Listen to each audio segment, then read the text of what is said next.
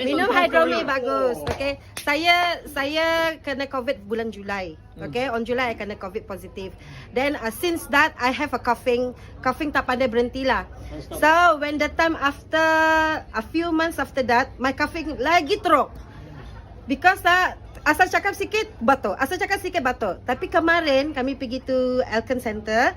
Okay. Jadi minum itu, PCM suruh minum tu Hydromi. Mungkin 4 gelas. Lepas semalam kita makan durian kan panas. Dalam hati saya mesti batuk lagi.